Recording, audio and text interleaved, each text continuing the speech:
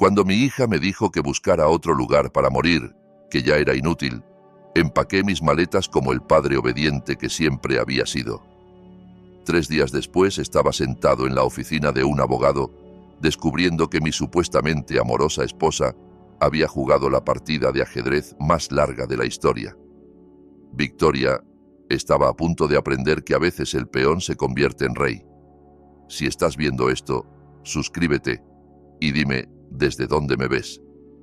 Déjame contarte cómo pasé de viudo sin hogar al hombre que tiene todas las cartas en la mano.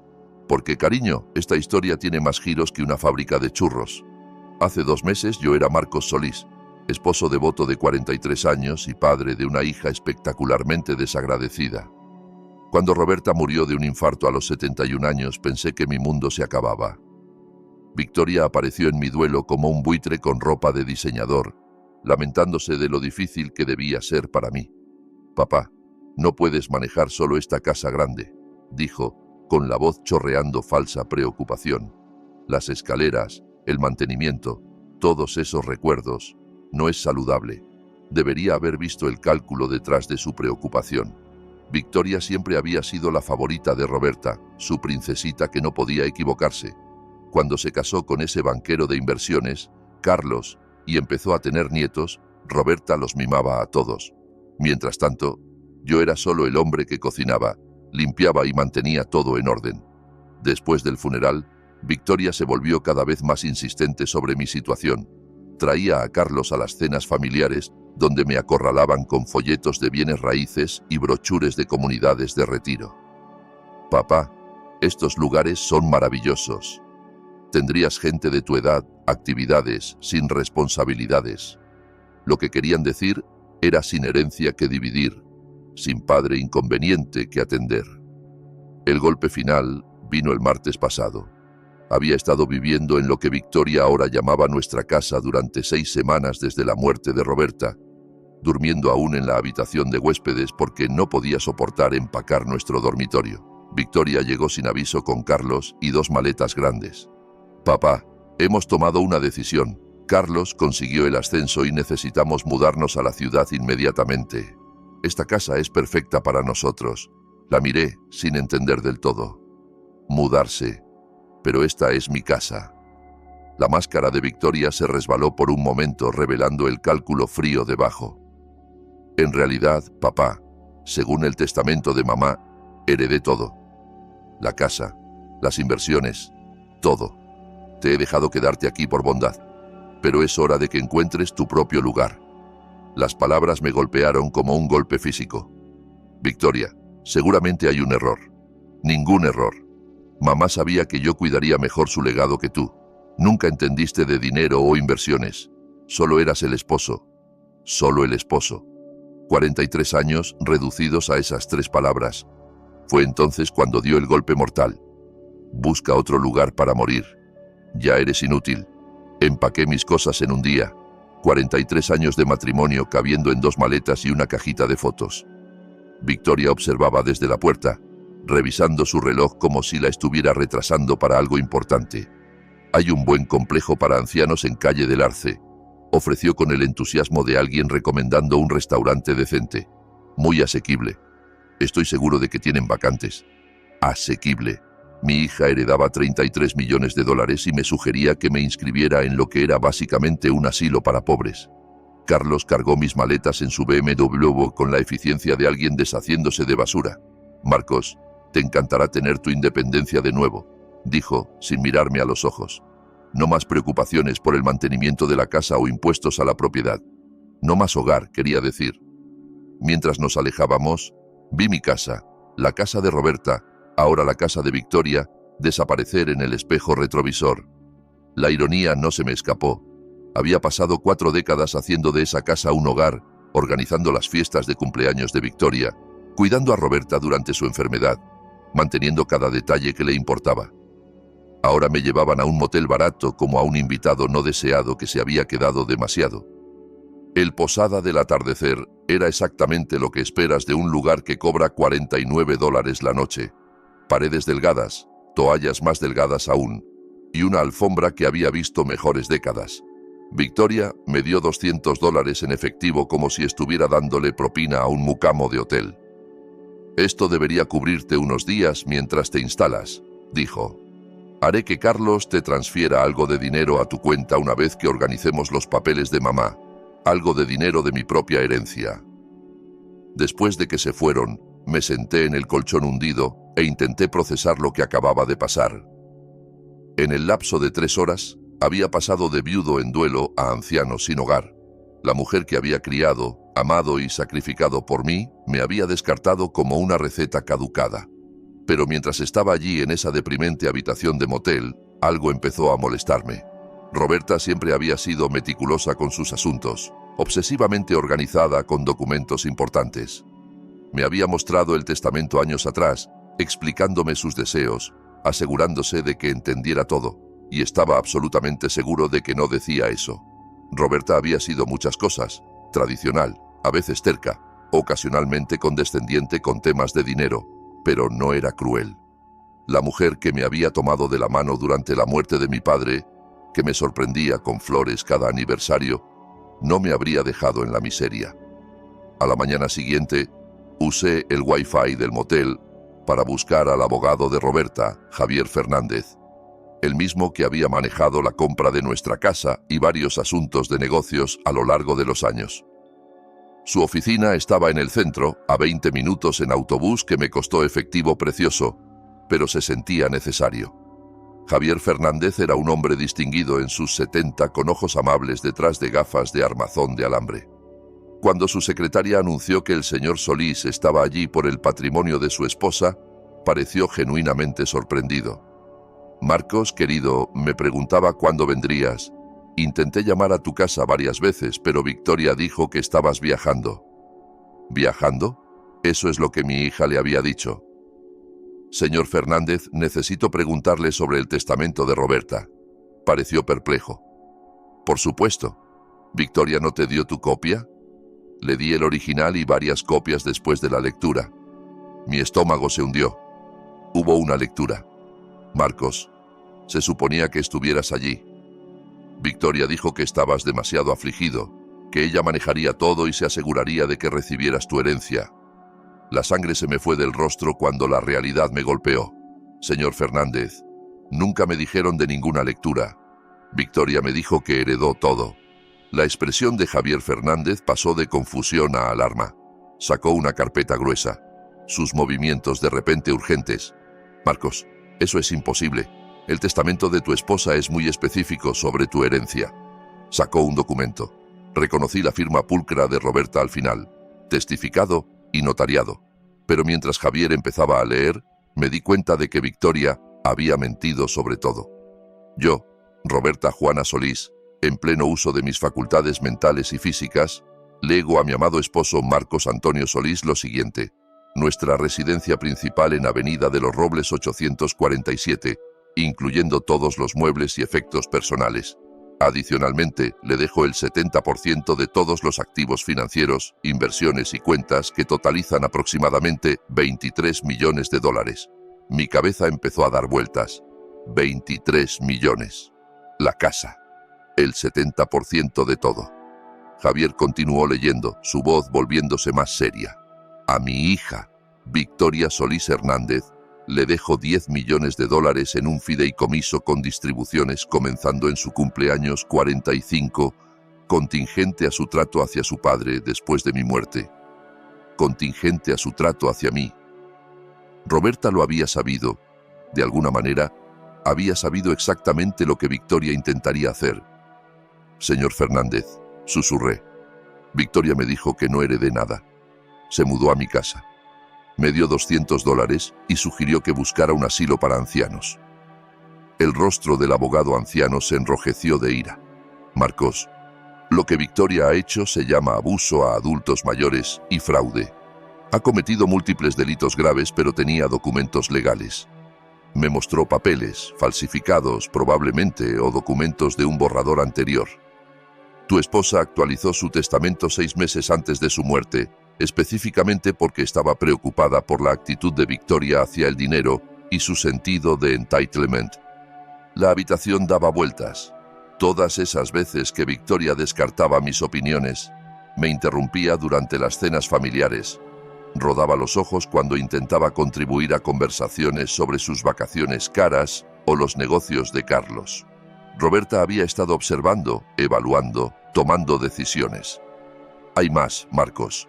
La provisión del fideicomiso para Victoria específicamente establece que si falla en tratarte con respeto y dignidad después de mi muerte, los 10 millones enteros revierten a ti. La miré en shock.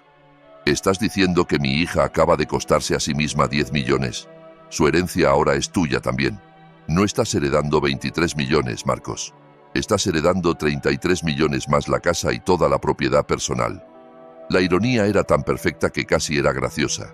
Victoria había estado tan ansiosa por reclamar su herencia que había activado la cláusula exacta diseñada para protegerme de su avaricia. ¿Qué hago ahora?, pregunté con la voz apenas firme. Javier sonrió y por primera vez desde la muerte de Roberta vi calidez genuina dirigida a mí. Ahora, querido, llamamos a la policía por el fraude. Y luego llamamos a Victoria e informamos que está a punto de recibir el shock de su vida. ¿Puede pelear esto? ¿Con qué dinero? Está a punto de descubrir que cada cuenta que pensó que controlaba en realidad te pertenece a ti. Cada inversión, cada cuenta bancaria, cada activo excepto la casa, está congelado pendiente la investigación de sus actividades fraudulentas. Pensé en Victoria en mi casa, probablemente ya planeando renovaciones, comprando muebles nuevos con dinero que pensaba era suyo. Carlos probablemente calculando cómo la herencia afectaría su portafolio de inversiones. No tenía ni idea de que en unas 6 horas su mundo entero iba a implosionar. La oficina de Javier Fernández se convirtió en el centro de comando para lo que él alegremente llamó Operación Justicia. Contactó a la policía, los bancos y un investigador privado mientras yo me sentaba en su silla de cuero, aún procesando la magnitud del engaño de Victoria. Los documentos falsificados son bastante sofisticados, explicó la detective Rodríguez mientras revisaba el testamento falso que Victoria me había mostrado. Esto no fue un crimen impulsivo. Alguien lo planeó con cuidado. ¿Crees que Victoria tuvo ayuda?, pregunté. Casi seguramente. Crear falsificaciones legales convincentes requiere conocimiento específico y conexiones. Necesitaremos investigar si Carlos o alguien en su red financiera estuvo involucrado. En 2 horas cada cuenta había sido congelada. Las tarjetas de crédito de Victoria ligadas a lo que pensaba eran sus nuevas cuentas de herencia fueron rechazadas. Los servicios de la casa, que ya había transferido a su nombre, fueron suspendidos pendiente verificación de propiedad. Mi teléfono sonó exactamente a las 3:47 de la tarde. El nombre de Victoria parpadeó en la pantalla.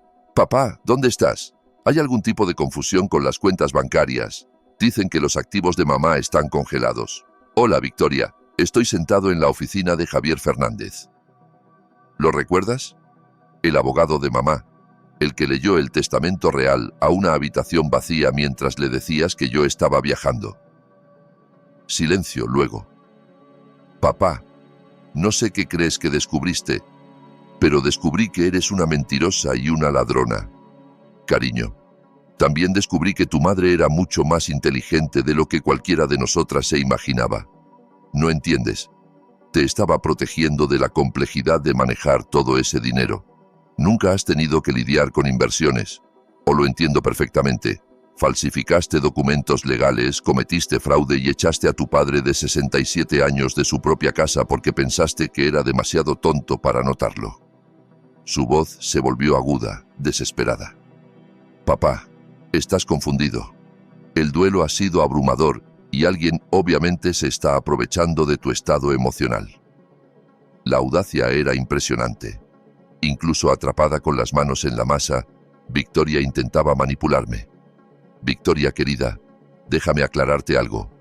No solo nunca heredaste nada, sino que tu herencia real, los 10 millones que tu madre te dejó, ahora es mía también, gracias a una linda cláusula que incluyó sobre tratarme con dignidad y respeto. Eso es imposible. La detective Rodríguez está sentada aquí mismo si quieres discutir la imposibilidad de cargos por fraude con ella».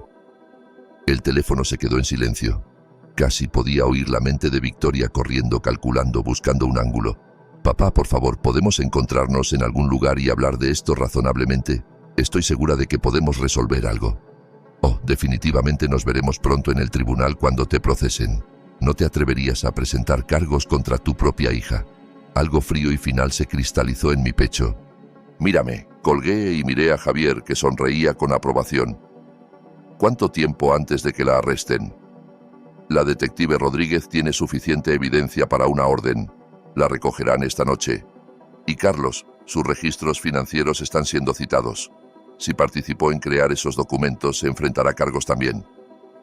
Mi teléfono vibró con un mensaje de Victoria. Papá, por favor no hagas esto. Piensa en los nietos. Le mostré el mensaje a la detective Rodríguez, que sonrió sombríamente. Manipulación emocional, patrón clásico de comportamiento para este tipo de crimen, respondí. Estoy pensando en ellos. Merecen ver qué pasa cuando robas a la familia. 20 minutos después, Carlos llamó. Marcos, seguramente podemos resolver esto en privado. Victoria tomó decisiones pobres, pero involucrar a la policía parece excesivo.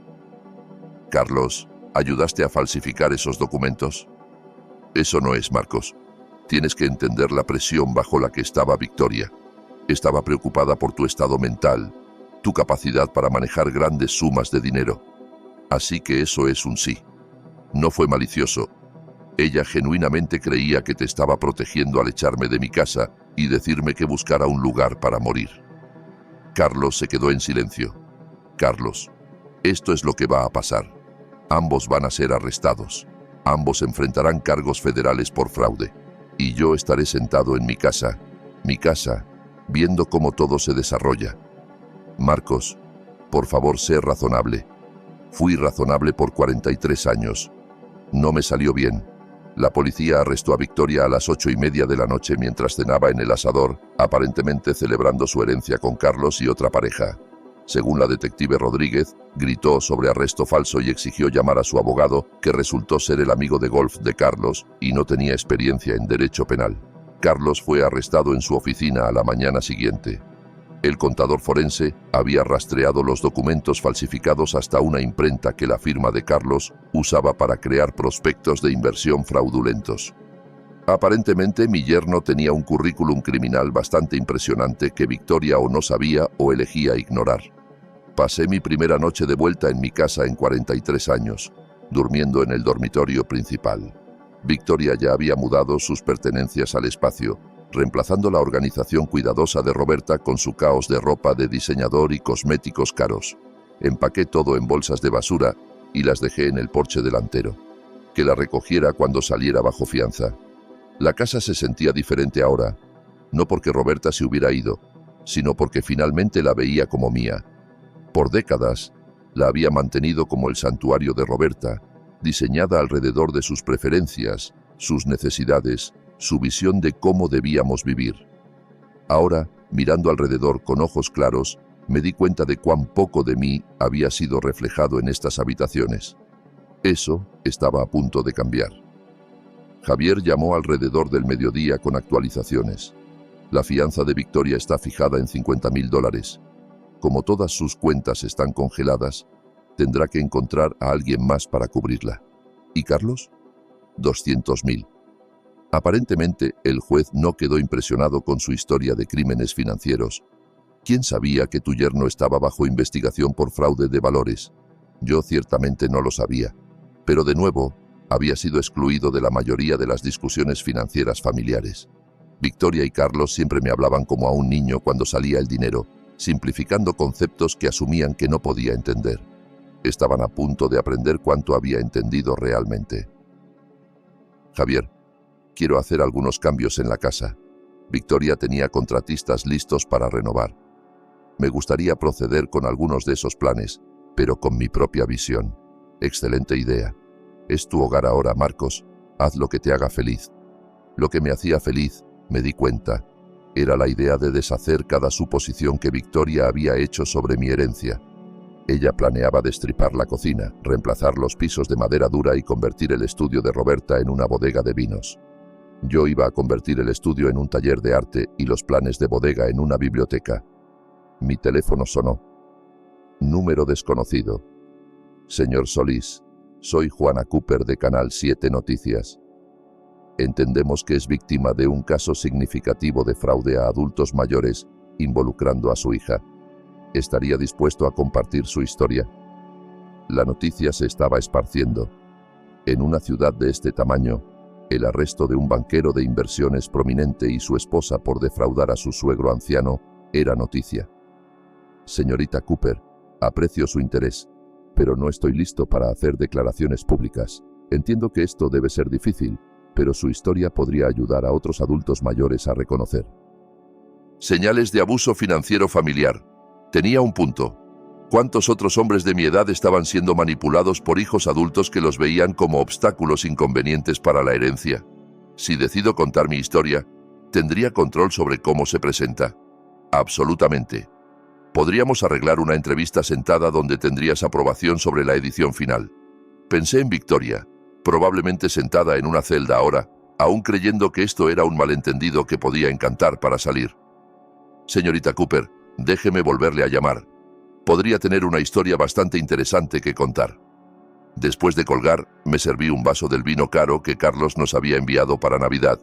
Vino que aparentemente ahora bebía en mi propia casa comprado con mi propio dinero, mientras contemplaba así humillar públicamente a mi hija en televisión. La vida ciertamente había tomado un giro interesante. El timbre sonó a las 7 de la mañana en punto. A través de la ventana, podía ver a Victoria en mi porche delantero vestida con la ropa de ayer y luciendo como si hubiera envejecido 5 años de la noche a la mañana. Había salido bajo fianza de alguna manera. Abrí la puerta, pero no la invité a entrar. Papá, por favor, necesitamos hablar. Hablamos ayer. Me dijiste que buscara un lugar para morir. Encontré un lugar para vivir en cambio. Los ojos de Victoria estaban enrojecidos, su compostura perfecta completamente destrozada. Cometí errores terribles. Pero sigo siendo tu hija. ¿Lo eres? Porque las hijas no suelen falsificar documentos legales para robar las herencias de sus padres. No estaba robando. Se detuvo, claramente luchando por encontrar palabras que no sonaran criminales. ¿Estabas qué, Victoria? Estaba tratando de protegerte de tomar malas decisiones financieras. Nunca has manejado grandes cantidades de dinero. Incluso ahora, incluso después de ser arrestada por fraude, no podía admitir la verdad. En la mente de Victoria, ella seguía siendo la víctima de mis expectativas irrazonables. Victoria, déjame compartirte algo que tu madre me dijo 6 meses antes de morir. Dijo que estaba preocupada por tu sentido de entitlement, tu actitud hacia el dinero y cómo tratabas a la gente que considerabas por debajo de ti. Su rostro palideció. Mamá nunca dijo eso. Dijo que le recordabas a su hermana, Elena. Hermosa, encantadora y completamente incapaz de pensar en nadie más que en sí misma. Me dijo que estaba cambiando el testamento específicamente porque temía lo que me harías si tenías el control. Eso es una mentira. Saqué mi teléfono y le mostré una grabación de voz. En realidad no lo es. Tu madre grabó un mensaje en video explicando su decisión para ser reproducido si alguna vez contestabas el testamento o si me tratabas mal después de su muerte. Victoria miró el teléfono como si fuera una serpiente venenosa. Lo sabía, cariño. Sabía exactamente quién eras debajo de todo ese encanto. Lo único que no predijo fue cuán lejos llegarías. Reprodúcelo, susurró. Toqué la pantalla y la voz de Roberta llenó el aire matutino. Clara, medida y absolutamente devastadora. Si estás oyendo esto, Victoria, significa que mis miedos sobre tu carácter estaban justificados. Esperaba equivocarme. Esperaba que mi hija tuviera más integridad de la que sospechaba. Pero si Marcos está reproduciendo esta grabación, significa que me has probado correcto de la peor manera posible. Victoria se hundió en los escalones del porche mientras la voz de Roberta continuaba. Pasé 43 años viendo a tu padre sacrificar sus sueños, sus ambiciones, su independencia para cuidar de nuestra familia. Trabajó en empleos de medio tiempo para ayudar a pagar tu universidad, mientras yo construía mi negocio. Posponió su educación, renunció a oportunidades de carrera y se volcó en ser el esposo y padre que pensó que necesitábamos. La grabación continuó por 3 minutos más, cada palabra elegida con cuidado, cada oración un bisturí cortando a través de las justificaciones y autoengaños de Victoria. Para cuando oigas esto, habrás descubierto que tratar mal a tu padre te ha costado todo. Espero que haya valido la pena. Cuando terminó, Victoria estaba llorando. No las lágrimas bonitas que había usado para manipular gente desde la infancia, sino sollozos feos, rotos. Me odiaba, susurró. No, Victoria, te amaba lo suficiente para esperar que le probaras equivocado. Elegiste probarle correcto en cambio. Me miró, con el rímel corriendo por sus mejillas. ¿Qué pasa ahora? Ahora enfrentas las consecuencias de tus elecciones, los cargos por fraude, la investigación, la humillación pública cuando esta historia salga en las noticias. Las noticias. Canal 7 quiere entrevistarme sobre abuso financiero a adultos mayores. Estoy pensando en decir que sí. El rostro de Victoria se desmoronó completamente. Papá, por favor, piensa en lo que esto le hará a los nietos, a la carrera de Carlos, a toda nuestra familia. Lo estoy pensando. Estoy pensando en cómo no consideraste ninguna de esas cosas cuando decidiste cometer múltiples delitos graves. Se levantó lentamente, luciendo más vieja y derrotada de lo que nunca la había visto. Sé que no me creerás, pero nunca quise que llegara tan lejos. Solo quería el dinero. Quería la seguridad, el estatus. Quería nunca tener que preocuparme por nada de nuevo. Por primera vez desde que esta pesadilla comenzó, Victoria decía la verdad. Te creo, cariño, pero querer algo no justifica destruir gente para conseguirlo. Asintió, con lágrimas aún fluyendo. ¿Qué puedo hacer para arreglar esto? Puedes empezar admitiendo que lo que hiciste estuvo mal. No equivocado, no protector, no complicado. Mal, estaba mal. Estaba completamente, imperdonablemente mal. Y luego puedes enfrentar las consecuencias que vengan con algo de dignidad en lugar de tratar de manipular tu salida. Victoria me miró por un largo momento, viendo quizás por primera vez no al padre pusilánime que siempre había conocido, sino al hombre que acababa de superarla completamente. Me lo merecía, ¿verdad? Sí, Victoria. Absolutamente sí. 3 días después de la confesión de Victoria en el porche, la madre de Carlos apareció en mi puerta. Elena Hernández era todo lo que esperaba. Perfectamente peinada, goteando joyas y radiando el tipo de entitlement que solo viene de 3 generaciones de riqueza heredada. Marcos, necesitamos discutir esta situación racionalmente. La invité a entrar, curioso por ver qué versión de la realidad la familia Hernández había construido para explicar los cargos penales de su hijo. Elena se instaló en mi sala como si me estuviera concediendo una audiencia. Carlos tomó decisiones pobres, obviamente, pero procesarlo parece bastante vengativo, ¿no crees? ¿Vengativo? Tu hijo ayudó a robar mi herencia y me echó de mi propia casa. Carlos seguía el liderazgo de Victoria. No entendía la situación completa. La mujer en realidad intentaba culpar a mi hija por el comportamiento criminal de su hijo. Tenía que admirar la audacia. Señora Hernández, Carlos creó documentos legales falsificados. Eso no es seguir el liderazgo de alguien. Eso es conspiración para cometer fraude. El abogado de Carlos cree que podemos llegar a un acuerdo que beneficie a todos. Tú recuperas tu casa. Victoria enfrenta consecuencias apropiadas. Y Carlos evita la publicidad de un juicio. Consecuencias apropiadas. Como si los crímenes de Victoria fueran una violación menor de etiqueta. ¿Qué tipo de acuerdo? Elena sonrió, claramente creyendo que había encontrado una abertura. La familia de Carlos está preparada para compensarte por tu inconveniencia. Digamos $2 millones a cambio de retirar los cargos contra Carlos. 2 millones para perdonar al hombre que ayudó a robarme 33 millones. Señora Hernández, tu hijo participó en un esquema que me costó todo lo que poseía. ¿Crees que 2 millones cubren eso? Marcos, sé realista. Carlos tiene una carrera, hijos, una reputación que mantener. Enviarlo a prisión no le sirve a nadie. Sirve a la justicia. La fachada pulida de Elena se agrietó ligeramente. Justicia. Estás destruyendo múltiples familias por dinero que nunca habrías sabido manejar de todos modos. Ahí estaba. La misma actitud condescendiente que había envenenado mi relación con Victoria. En su mundo, yo era solo el sirviente que se había sublevado. Señora Hernández, creo que hemos terminado aquí. Marcos, por favor, reconsidera. 5 millones oferta final. 5 millones para dejar que Carlos salga libre. La cantidad era impresionante, pero el principio no era negociable. Mi respuesta es no. Elena se levantó, su compostura completamente restaurada. Muy bien. Pero deberías saber que el equipo legal de Carlos ha encontrado información interesante sobre las prácticas de negocio de tu esposa. Sería desafortunado si eso se hace público durante el juicio. La amenaza era clara, pero no sentí miedo, solo curiosidad. ¿Qué tipo de información? El tipo que podría hacerte reconsiderar quién era el verdadero criminal en esta situación. Después de que se fue, llamé a Javier inmediatamente. Marcos, sea lo que sea que piensen que encontraron, no cambia los hechos de los crímenes de Victoria y Carlos, pero podría afectar el caso.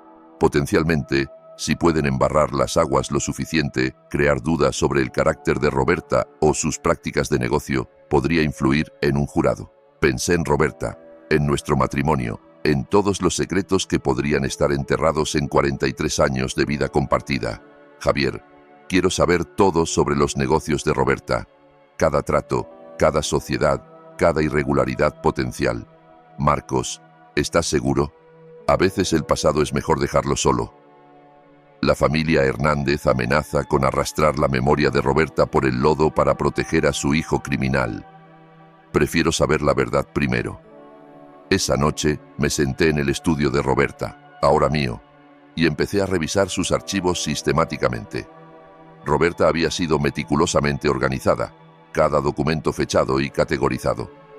Pero mientras cavaba más profundo en sus registros de negocio, empecé a encontrar cosas que no tenían sentido. Pagos a compañías fantasma, honorarios de consultoría que parecían excesivos, sociedades con firmas que parecían existir solo en papel. Para medianoche, había descubierto algo que cambiaba todo lo que pensaba saber sobre mi esposa. La investigadora privada que Javier recomendó era una mujer de ojos agudos llamada Carla Chen, que se especializaba en crímenes financieros. Pasó 6 horas en el estudio de Roberta, fotografiando documentos y construyendo lo que llamó el cuadro real del imperio de negocio de mi esposa. Señor Solís, su esposa estaba dirigiendo una operación sofisticada de lavado de dinero a través de su firma de consultoría. Estamos hablando de millones de dólares en transacciones ilegales durante la última década. La revelación me golpeó como un golpe físico. Eso es imposible. Roberta era la mujer más honesta que conocía. Lo siento, pero la evidencia es abrumadora. Lavaba dinero para familias del crimen organizado usando su negocio legítimo como frente. Miré los documentos esparcidos por el escritorio de Roberta. Facturas por servicios nunca prestados. Contratos de consultoría con compañías que no existían. Horarios de pagos que correspondían con actividades criminales conocidas. ¿Cuánto tiempo ha estado pasando esto? Basado en estos registros, al menos 12 años, probablemente más. 12 años. Mientras yo planeaba cenas y asistía a galas de caridad, mi esposa facilitaba empresas criminales. Señor Solís, hay más. Los 10 millones que Roberta dejó a Victoria, ese dinero vino directamente de fondos lavados. Si el FBI descubre esto, confiscarán todo como ganancias de actividad criminal. La habitación empezó a dar vueltas. Todo. La casa, las inversiones, todo. A menos que ¿qué? Carla pareció incómoda. A menos que el equipo legal de Victoria y Carlos ya sepa sobre esto y planee usarlo como palanca. Si le avisan al FBI sobre los crímenes de su esposa, podrían negociar inmunidad a cambio de cooperación. Mi hija y su esposo no eran solo ladrones. Tenían una arma nuclear sobre mi cabeza. ¿Cuáles son mis opciones? Legalmente podrías contactar al FBI tú mismo, presentarte voluntariamente y esperar clemencia. Perderías la mayoría del dinero, pero podrías mantener la casa. Y si no lo hago, los abogados de Victoria y Carlos probablemente filtrarán esta información estratégicamente. Perderás todo de todos modos, pero también enfrentarás cargos potenciales por beneficiarte inconscientemente de actividad criminal. Pensé en la confianza presumida de Elena Hernández, su certeza de que aceptaría su oferta de acuerdo. Habían sabido de los crímenes de Roberta todo el tiempo. Carla, ¿cómo se enteraron de esto? Carlos es banquero de inversiones. Habría reconocido los patrones en los registros financieros de su esposa. La pregunta es, ¿qué planean hacer con esta información? Mi teléfono sonó. El número de Victoria. Papá, necesitamos vernos esta noche. Hay cosas que necesitas saber sobre mamá que cambian todo. Ya lo sé, Victoria. Silencio. ¿Sabes qué? Sé sobre el lavado de dinero. Sé sobre las conexiones criminales. Sé que todo lo que tu madre nos dejó está contaminado. Papá, escúchame con cuidado. Los abogados de Carlos han estado en contacto con el FBI. Están dispuestos a dejar que renegociemos nuestra situación. ¿Qué tipo de renegociación? Carlos obtiene inmunidad a cambio de proporcionar información sobre la red criminal de mamá. Tú mantienes 5 millones y la casa. El resto va al gobierno. ¿Y tú? Los cargos por fraude desaparecen. Todos salimos de este lío. Era brillante de una manera sociopática. Victoria había convertido mi victoria moral en su ventaja estratégica. Victoria, me estás pidiendo que te ayude a beneficiarte de tus crímenes explotando los crímenes de mamá. Te estoy pidiendo que seas práctico. La alternativa es perder todo y potencialmente enfrentar cargos tú mismo. Miré alrededor del estudio de Roberta, viéndolo claramente por primera vez. Los muebles caros, los libros raros, la colección de arte, todo comprado con dinero sucio. Necesito tiempo para pensar. Papá, la reunión con el FBI es mañana por la mañana. El abogado de Carlos necesita una respuesta esta noche. Después de colgar, me senté en la oscuridad del estudio de Roberta, rodeado por la evidencia de su doble vida. 43 años de matrimonio con una extraña. Una hija que había heredado más que dinero de su madre. Había heredado su talento para el engaño. Pero había cometido un error crucial. Me había subestimado cuando tenía la espalda contra la pared. Tomé el teléfono y marqué a Carla Chen. Carla, ¿qué tan rápido puedes conseguirme una reunión con el FBI? Tengo una historia que contarles, y creo que la encontrarán muy interesante. La agente del FBI, Sara Martínez, parecía exactamente lo que un casting central ordenaría para una investigadora federal. Seria, inteligente y completamente inmune al encanto.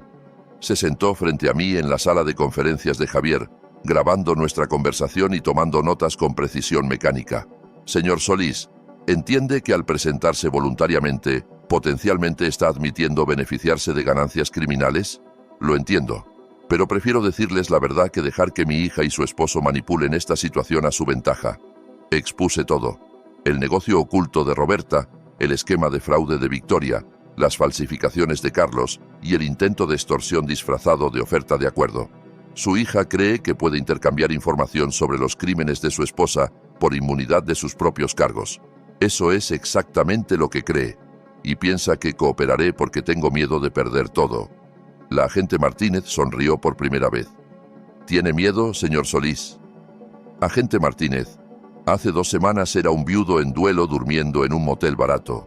Hoy estoy sentado aquí confesando voluntariamente a agentes federales sobre la empresa criminal de mi esposa muerta. El miedo ya no es mi emoción principal. ¿Qué es? Ira. Ira pura cristalizada por ser manipulado por gente que subestimó mi inteligencia por décadas. La sonrisa de la agente Martínez se amplió. Señor Solís, ¿estaría dispuesto a usar un micrófono oculto? 3 horas después, estaba sentado en mi sala con un dispositivo de grabación pegado a mi pecho, esperando que Victoria y Carlos llegaran para lo que pensaban era una reunión de rendición. Tocaron exactamente a las 8 de la noche, ambos vestidos como si asistieran a una cena de negocios. Carlos llevaba un maletín que probablemente contenía acuerdos de inmunidad y papeles de acuerdo. Papá, luces mejor que en semanas, dijo Victoria, besándome la mejilla como si nada hubiera pasado. Me siento mejor. La claridad tiene ese efecto. Carlos abrió su maletín con la eficiencia de alguien que había conducido negociaciones similares antes. Marcos, nuestros abogados han estructurado esto muy favorablemente para ti. Mantienes la casa, 5 millones en activos limpios y completa inmunidad de cualquier cargo relacionado con las actividades de Roberta. Activos limpios. Esa es una frase interesante. Victoria le lanzó a Carlos una mirada de advertencia. Papá, lo importante es que todos estamos protegidos. El pasado queda enterrado y todos avanzamos. ¿Qué pasa con los 33 millones que Roberta realmente me dejó? Papá, ese dinero está contaminado. No se puede separar de las actividades criminales de mamá. Tomar 5 millones es el mejor resultado posible. ¿Y ustedes dos? ¿Qué obtienen de este arreglo? Carlos se inclinó hacia adelante, su confianza regresando. Conseguimos poner este desafortunado malentendido detrás de nosotros. Los cargos de Victoria desaparecen.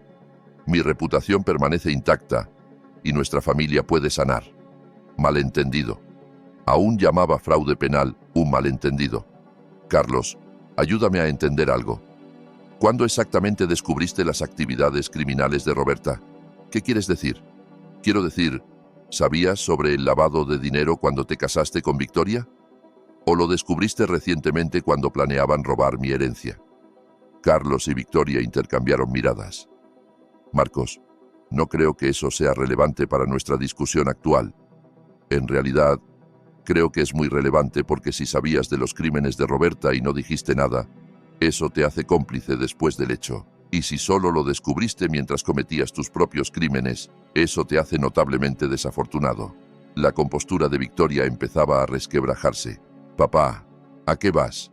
Voy al hecho de que ustedes dos han estado planeando esto por meses, posiblemente años. El testamento falsificado, el descubrimiento del lavado de dinero, incluso las conexiones de Carlos con falsificadores de documentos. Nada de esto fue espontáneo. Eso es ridículo. ¿Lo es? La agente Martínez lo encuentra bastante plausible. El color se drenó de ambos rostros. Agente Martínez. Carlos susurró. FBI. Ha estado muy interesada en mi historia sobre abuso sistemático a adultos mayores, fraude y extorsión. Particularmente la parte donde intentaron chantajearme con los crímenes de mi esposa muerta. Carlos se levantó abruptamente, alcanzando su maletín. Marcos, esta conversación ha terminado. En realidad, Carlos, creo que recién comienza. La agente Martínez y dos otros agentes federales entraron en mi sala mientras Victoria y Carlos se quedaban congelados en su lugar. El maletín que Carlos había estado alcanzando fue confiscado inmediatamente junto con ambos teléfonos. Victoria Solís Hernández y Carlos Hernández están arrestados por conspiración para cometer fraude electrónico, abuso a adultos mayores e intento de extorsión a un testigo federal. Victoria se volvió hacia mí con una expresión de traición absoluta. Papá, ¿cómo pudiste hacerle esto a tu propia familia? De la misma manera que tú pudiste falsificar documentos legales y robar mi herencia, cariño, excepto que mi manera es legal. Mientras los agentes los esposaban, Carlos intentó un último juego desesperado. Marcos, no entiendes lo que has hecho. Hay gente conectada con el negocio de Roberta que no apreciará la atención federal. Te has puesto en peligro. La agente Martínez pausó en leerles sus derechos. Señor Hernández, ¿está amenazando a un testigo federal? Le estoy advirtiendo sobre la realidad de su situación. La realidad, dijo la agente Martínez, es que acaba de agregar intimidación a testigo a sus cargos. Después de que se los llevaron, la agente Martínez se sentó de nuevo frente a mí. Señor Solís, la advertencia de Carlos podría no ser completamente vacía. Su esposa estaba conectada con gente peligrosa. ¿Qué tan peligrosa? Principalmente la familia del crimen Torres. Han usado negocios legítimos para lavar dinero por décadas. La firma de consultoría de su esposa era una de sus operaciones más exitosas. El nombre no me decía nada, pero la expresión de la agente me decía todo lo que necesitaba saber. ¿Está diciendo que estoy en peligro físico real? Potencialmente. Pero hay algo más que debe saber sobre la operación de su esposa. Algo que cambia todo. La agente Martínez sacó una carpeta gruesa, del tipo que sugería meses de investigación. Señor Solís, su esposa no solo lavaba dinero para la familia Torres, era una informante del FBI. Por 12 años, proporcionaba información sobre sus operaciones mientras parecía facilitar su lavado de dinero. El mundo se inclinó de lado. Roberta trabajaba para el FBI, en cobertura profunda, investigación a largo plazo. La operación era tan sensible que incluso las oficinas locales del FBI no fueron informadas. Su esposa nos ayudaba a construir casos contra múltiples familias del crimen, pero el dinero era real. El FBI le permitió quedarse con un porcentaje de los fondos lavados como pago por su cooperación y para mantener su cobertura. Todo lo que le dejó era ganado a través de cooperación federal legítima. Miré tratando de procesar esta revelación, así que los 33 millones son legalmente tuyos. Su esposa murió antes de que la investigación concluyera, pero su cooperación durante 12 años llevó directamente a 47 arrestos y la confiscación de más de 200 millones en activos criminales. ¿Por qué nadie me dijo? Porque la investigación estaba en curso y porque no estábamos seguros de su involucramiento o conocimiento.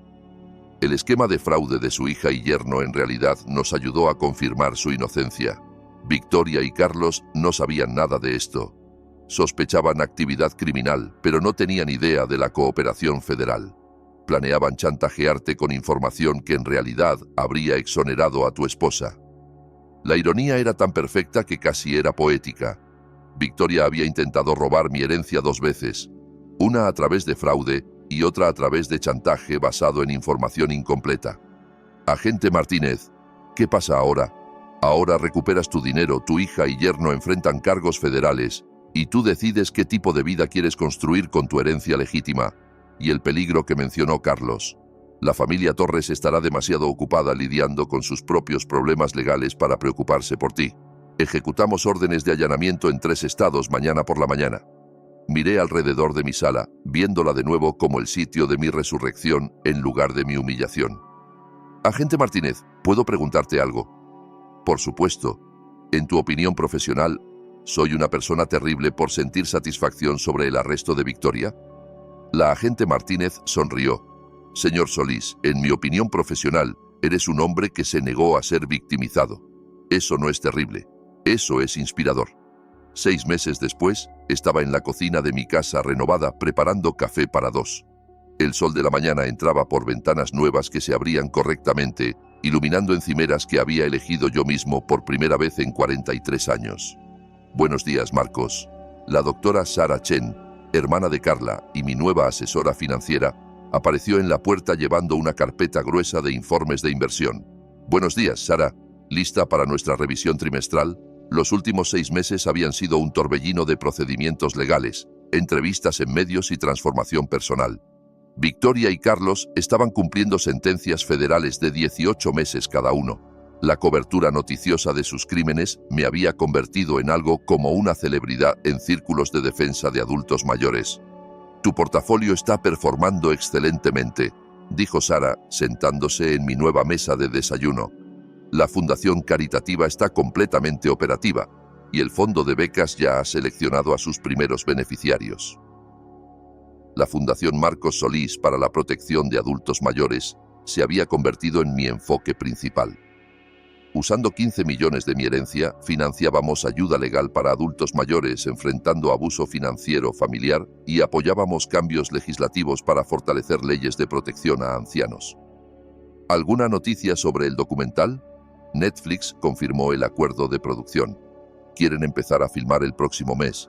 Mi historia había capturado atención mediática mucho más allá de la cobertura inicial. La venganza del padre, una historia de crimen americana, se estaba desarrollando como una serie limitada, con las ganancias yendo a organizaciones de defensa de adultos mayores.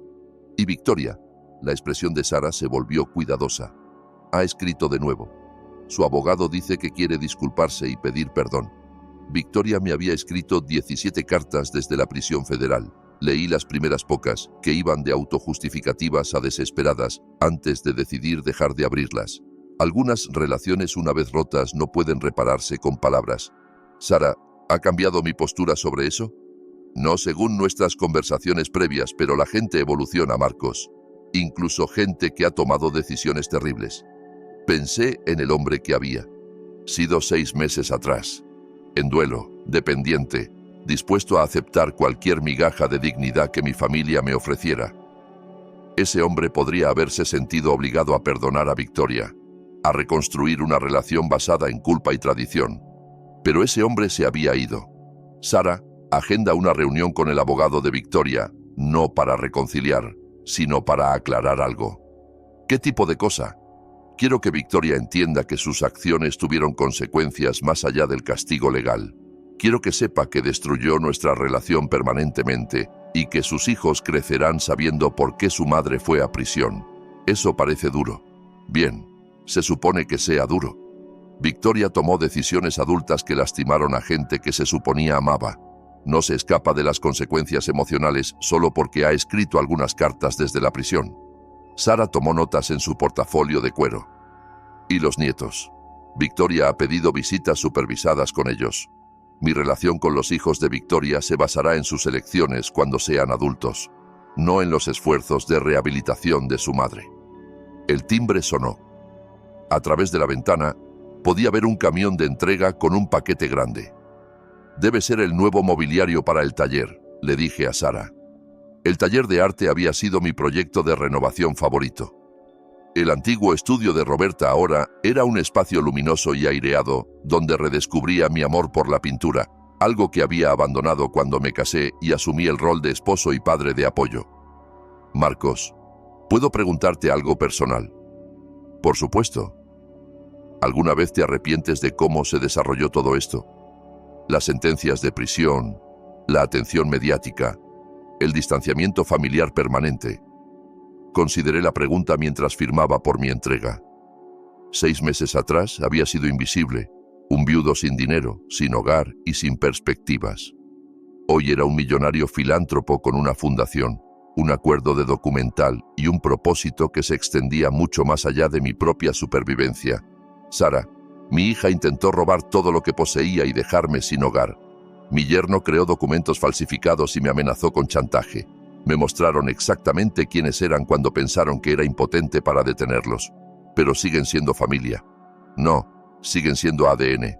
Familia son las personas que te protegen cuando eres vulnerable, no las que explotan tu vulnerabilidad por ganancia. Sara cerró su portafolio, satisfecha con mi respuesta. Además, agregué, mira en qué me convertí cuando dejé de permitir que definieran mi valor. Después de que Sara se fue, caminé por mi casa. Realmente mi casa ahora, decorada según mi gusto, organizada alrededor de mis prioridades. En el taller de arte descubrí mi última pintura, un autorretrato de un hombre parado bajo la luz brillante del sol, su rostro vuelto hacia el futuro. El hombre en la pintura no se parecía en nada al viudo en duelo que había empacado su vida en 2 maletas 6 meses atrás.